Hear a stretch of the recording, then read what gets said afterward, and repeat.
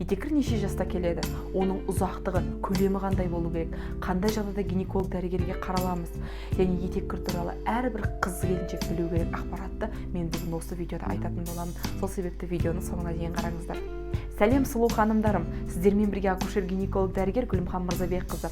Гинекологиялық аурулар, жүктілікке байланысты маңызды ақпараттарды жіберіп алғыңыз келмесе, менің каналыма тіркеліп, колокольчикті басып қойыңыздар. Егер видео ұнаса, лайк басыңыздар, ал етеккірге байланысты сұрақтарыңыз болса, комментарий бөліміне жаза кетіңіздер.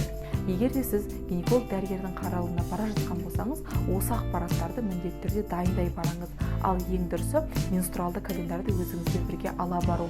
Ал менструалды календарды қалай жүргізу туралы мен келесі видеода айтатын боламын. Ең бірінші, бұл гинеколог дәрігерге маңызды ақпарат сіздің соңғы етеккіріңіздің алғашқы күні.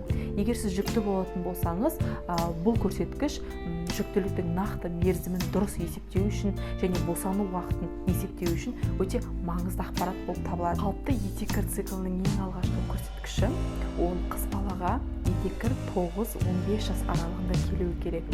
Егер 9 жастан ерте келетін болса, немесе 16 жасында қыз балада етеккір болмайтын болса, онда бұл міндетті түрде гинеколог дәрігерге қаралу керек деген сигнал болып табылады. Ең алғаш етеккір келгеннен кейін 1 жыл ішінде етеккір циклінің тұрақтануы болады. Осы 1 жыл ішінде әртүрлі өзгерістер болуы мүмкін. Бұл қалыпты жағдай. Бұдан қорқудың қажеті жоқ. Екінші, етеккірдің ұзақтығы мен етеккір циклінің ұзақтығы. Міне осы екі ұғымды біз шатастырмауымыз керек.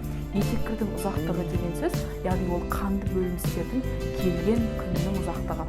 Мысалы, 15 октябрьден 20 октябрьге дейін сіздің етеккіріңіз келетін болса, онда ұзақтығы 5 күн деген сөз. Ал енді етеккір циклінің ұзақтығы ол осы келген етеккіріңіздің алғашқы күні мен келесі келген етеккіріңіздің алғашқы күнінің арасындағы ұзақтық. Қалыпты жағдайда етеккірдің ұзақтығы 2 күннен 7 күн аралығын, ал етеккір циклінің ұзақтығы 21 күннен 35 күн аралығын құрайды. Кейбір жағдайларда осы етеккір циклінің өзгерістері болуы мүмкін. Яғни ол жүктілік немесе гинекологиялық аурулардан басқа. Мысалы, кейде әйел адамдар бірден климат ауыстырады. Астана қаласында тұрады да Дубайға, мысалы, демалуға ұшып барады. Онда, яғни Дубай мен біздің Астана қаласының климаты екі түрлі. Бұл етеккір циклында, мысалы, задержка болуы мүмкін, немесе мерзімнен бұрын келуі мүмкін. Яғни бұл тікелей климатқа байланысты. Екінші, көбінше стрессті жағдайларда. Кейде қыз балдар осы маңызды бір экзаменге дайындалып жатады. Кейде өмірінде өте бір ауыр, қиын жағдайлардан қатты стресс алып жатады. Бұл кезде де етеккірдің өзгерістері болуы мүмкін.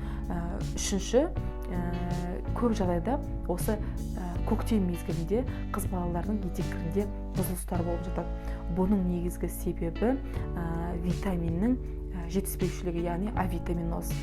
Және де сіздің етеккіріңіз міндетті түрде, яғни регулярно болуы керек. Мысалы, егер етеккір цикліңіздің ұзақтығы 25 күн болатын болса, онда әр 25 күн сайын сізге етеккір келіп отыру керек. Яғни 3 күн ары-бері ол қалыпты жағдай болып табылады.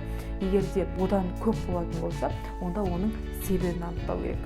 Әйел адамдар етеккір кезінде шамамен күніне 30-60 мл қан жоғалтады. Бұл қалыпты жағдай болып табылады. Енді қандай жағдайларда міндетті түрде гинеколог дәрігерге қаралу керек? Міне осы сұраққа тоқтайық. Ең бірінші, егер сіздің етеккіріңіздің ұзақтығы 7 күннен жоғары болатын болса. Екінші, бұл етеккір циклінің ұзақтығы 21 күннен төмен, 35 күннен жоғары болатын болса. Үшінші, бұл етеккіріңіз үлкен-үлкен қанды үйіндылар түрінде келетін болса, яғни сгустық дейміз ғой, үлкен-үлкен сондай порциялармен келетін болса. Төртінші, өте жиі прокладка ауыстыру. Мысалы, әр 1-2 сағат сайын прокладканы осындай жиілікпен ауыстыратын болсаңыз. Бесінші, қатты шаршағыштық, әлсіздік сезінуге гемоглобиніңіз төмен болатын болса.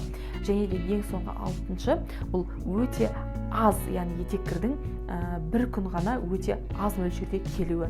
Осындай жағдайларда сіз өзіңіздің гинеколог дәрігеріңізбен бірге себебін анықтап, емдеп, яғни етеккір циклын қалпына келтіру керек. етеккір кезінде интимдік гигиенаны өте мұқият сақтау керек.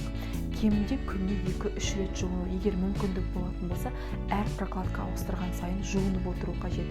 Екінші, рационымыздан ащы тағамдарды және алкогольді алып тастаған дұрыс. Үшінші, етеккір кезінде спортпен айналысуға, ауыр заттарды көтеруге және бассейн, парға баруға болмайды. Және де жыныстық қатынасқа түспеген дұрыс. Менструалды календар дегеніміз не? Оны қалай қолданамыз? Аборт, түсіктен кейін, босанудан кейін етеккір циклы қалай қалыпқа келеді? Міне осындай ақпараттарды мен келесі видеода айтатын боламын. Сол себепті каналға тіркеліп колокольчикті басып қоюды ұмытпаңыздар. Видео ұнаса лайк басыңыздар және де комментарий бөліміне өздеріңіздің сұрақтарыңызды жаза кетіңіздер. Ал мен өздеріңізбен келесі видеоға дейін қоштасамын.